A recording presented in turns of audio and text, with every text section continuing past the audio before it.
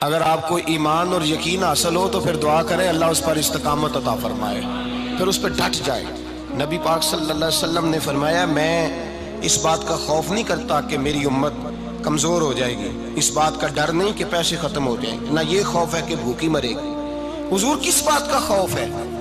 تو نبی پاک نے فرمایا خوف یہ ہے کہ ان کا یقین کمزور ہو جائے گا۔ یاد رکھیں اگر اعتبار نہ ہو تو گھر نہیں چلتا، تو اگر اللہ رسول پر یقین کامل نہ ہو تو پھر بندہ مسجد نہیں آ سکتا، پھر اس کا دین نہیں چلتا، پھر اس کے لیے مشکل ہے نماز، پھر اس کے لیے مشکل ہے راہ خدا میں خرچ کرنا۔ میرے نبی پاک نے فرمایا یوں نہ کہا کر کہ یا اللہ چاہے تو دے چاہے تو نہ دے، جب مالک سے مانگ تو کہا کر یا اللہ تجھی سے مانگنا ہے، میں لے کے اٹھوں گا، تو مجھے دے گا۔ فرمایا جتنا تیرا یقین کامل ہوگا اتنا ہی اللہ تجھے جھولی بھر کے عطا فرمائے گا۔ کمزور سا مسلمان، لڑکھڑاتا سا مسلمان دیکھتا ہوں کرتا ہوں، اور یہ بھی نہ دیکھا کریں بھائی ایمان یقین کو استقامت کے درجے پہ لیں، یہ نہ دیکھا کریں کہ وہ کیسے دے گا، وہ کسی وسیلے کا محتاج نہیں ہے، وسیلے کو پسند کرتا ہے، پر وسیلے کا محتاج وہ بغیر وسیلے کے بھی دے دیتا ہے۔ ہر آدمی ماں باپ کے ذریعے پیدا ہوتا ہے، اگر پیدا کرنا چاہے تو جناب عیسیٰ کو بغیر باپ کے پیدا کر دیتا ہے، اگر پیدا کرنا چاہے تو حضرت آدم کو بغیر ماں اور باپ کے پیدا کر دیتا ہے۔ جب یقین رکھیں، یقین قرآن مجید پڑھیے، حضرت موسیٰ علیہ السلام فرعون کے دربار میں کھڑے ہیں، چاروں جانب دشمن ہی دشمن ہے، جادوگر آ گئے، انہوں نے سانپ چھوڑے، حضرت موسیٰ کے ہاتھ میں ڈنڈا تھا۔ حضرت موسیٰ کہتے ہیں یا اللہ کیا کروں؟ تو اللہ تعالیٰ نے فرمایا اپنا عصا پھینک دو۔ کہنا چاہیے تھا نا کہ یا اللہ ایک ہی تو شے ہے، اتنے سانپ ہے، بچانے کے لیے ڈنڈا ہے وہ پھینک دوں؟ ڈنڈا پھینکا جاتا ہے، سانپ کو دیکھ کر کے قابو کیا جاتا ہے۔ یہ میرا اور آپ کا ذوق ہے نا، لیکن انبیاء کرام کا انداز ملاحظہ کیجئے میرے عزیزو۔ اللہ فرماتے ہیں ڈنڈا، اے موسیٰ ڈال دے اپنا عصا۔ پہلے نہیں فرمایا کہ سانپ بن جائے گا، فرمایا بس تو ڈال دے۔ میں اور آپ ہوتے ہیں تو سام سامنے ہے، ڈنڈا ہاتھ میں ہے، ہم کہیں گے عجیب بات ہے، یہی تو دفاع کی چیز ہے، اسی کو ڈال دوں تو بچوں گا کیسے؟ کہا ڈال دو، تو حضرت موسیٰ نے ڈال دیا، کہا میرے رب کا حکم ہے تو میرے لیے بہتر ہی ہوگا۔ اللہ فرماتے ہیں جب موسیٰ نے ڈالا تو میں نے اس ڈنڈے کو، اس عصا کو اژدہا بنا دیا۔ اب کبھی عصا بھی اژدہا بنے، کبھی چھڑی بھی بہت بڑا اژدہا بنی ہے، لیکن قرآن کہتا ہے جناب موسیٰ نے ڈالا تو اللہ نے اژدہا، بلکہ اس سے پیچھے چلیے، عورتیں کمزور یقین کی ہوتی ہیں نا۔ جناب موسیٰ پیدا ہوئے تو اللہ فرماتے ہیں میں نے موسیٰ کی ماں کے دل میں بات ڈالی، ماں کے دل میں صندوق میں ڈال کے تو اس کو دریا میں بہا دے۔ اور بھائی صندوق میں کہہ سکتے ہیں نا آکسیجن کیسے جائے گی، اور دریا میں بچے بچنے کے لیے ڈالے جاتے ہیں کہ ڈوبنے کے لیے ڈالے جاتے ہیں؟ ماں کے دل میں یقین کمزور نہیں تھا ماں کا۔ انبیاء کے ماں باپ موحد ہوتے ہیں، دین کو ماننے والے، ماں کے دل میں اللہ نے بات، اللہ قرآن میں کہتے میں نے وحی کی، میں نے القاء کیا، میں نے بات ڈالی۔ حضرت موسیٰ کی ماں کہتی ہے میں نے ڈال کے نا سمندر میں بیٹا، میں نے سمندر میں بیٹا ڈال کے صندوق میں بند کر کے رب کے حوالے کیا۔ آپ فرماتے ہیں میرے مالک کا بھروسہ کیا تو پھر میرے مالک کا کام دیکھو، کمال دیکھو، میں نے دریا میں ڈالا، اللہ نے فرعون کے گھر میں میرے بیٹے کی پرورش کرا دی۔ یہ یقین کہ حضرت موسیٰ کے پاس قوم آئی، قرآن پڑھیے، کہا جناب پانی چاہیے، وَإِذِ اسْتَسْقَىٰ مُوسَىٰ لِقَوْمِهِ، موسیٰ نے اپنی قوم کے لیے پانی مانگا، ہم نے کہا فَانْفَجَرَتْ مِنْهُ اثْنَتَا عَشَرَةَ عَيْنًا، اپنا ڈنڈا پتھر پہ مارو۔ عقل والا آدمی ہوتا تو اڑ جاتا، کہتا یا اللہ پتھروں سے بھی کبھی پانی نکلا ہے؟ اضرب بعصاک الحجر، مارو پتھر پہ ڈنڈا۔ اللہ کے نبی نے منٹ نہیں لگایا، ٹھا کر کے ڈنڈا لگایا، فَانْفَجَرَتْ مِنْهُ اثْنَتَا عَشَرَةَ عَيْنًا۔ اللہ فرماتے ہیں جناب موسیٰ نے ایک عصا مارا، میں نے 12 چشمے جاری کر دیے۔ تو لے تو لا اللہ کرتا ہے، اللہ کہتا ہے پڑھ نماز روزی دوں گا، کہتا ہے سوچتا ہوں۔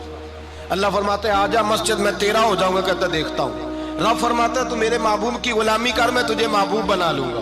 تو کہتا ہے تھوڑا بڑا ہو کے داڑھی رکھنی نہیں، ابھی سیانا ہو کے میں ذرا سرٹیفکیٹ لے لوں اسرائیل سے کہ کتنے سالوں کے بعد آئیں گے، پھر شروع کروں گا۔ پروگرام بنا رہا ہے، ابھی تو ارادے میں ہے۔ اللہ کے پیغمبر کا ڈنڈا، اور اس سے زیادہ آگے بات ہو گئی، پیچھے فوج لگی ہوئی ہے فرعون کی، مجمع ہے، ہزاروں لاکھوں کا لشکر لے کے، تلواریں نیزے، فرعون پیچھے، آگے دریا آ گیا۔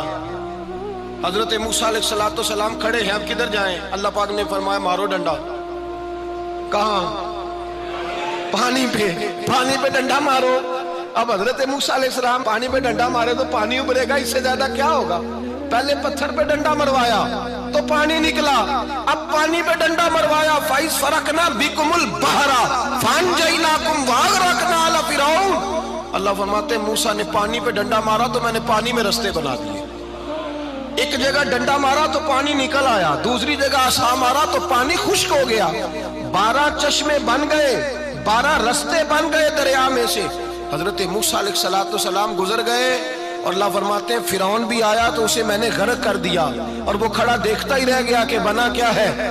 جب یقین کامل نصیب ہوتا ہے، اعتماد کی دولت اللہ دیتا ہے، جب انسان کو یہ انشراح صدر ہو جاتا ہے کہ میری نجات خدا کے حکم میں ہے اور رسول اللہ کے قدموں میں ہے، جب اسے یہ انشراح حاصل ہوتا ہے تو پھر نماز کا لطف آتا ہے۔ غور کیجئے کیا جملہ کہہ دیا میں نے۔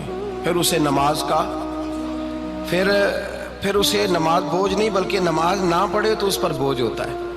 پھر قرآن مجید اس کی روح کا ساتھی ہو جاتا ہے، پھر عبادات، تقوی، پرہیزگاری، پھر وہ ایک سنت کے چھوٹنے پر پریشان رہتا ہے جب یقین کی دولت نصیب ہوتی ہے۔ قرآن مجید فرقان حمید نے کہا ایمان لاؤ تو پھر ایمان پہ ڈٹ جاؤ، مسلمان بنو تو پھر اسلام پر۔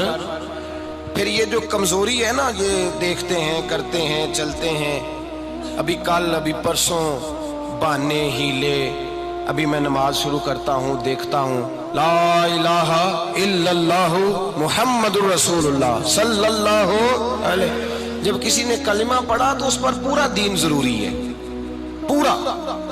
اب وہ یہ نہیں کہہ سکتا کہ تھوڑا تھوڑا کر کے آؤں گا۔ یقین کی دولت نعمت ہے۔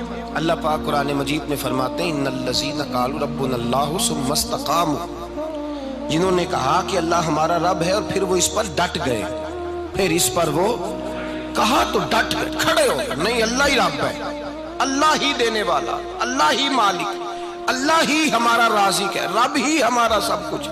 جب ڈٹ گئے تو فرمایا تتنزل علیہم الملائکہ، پھر میں ان کی مدد کے لیے آسمان سے فرشتوں کا نزول فرمایا کرتا ہوں۔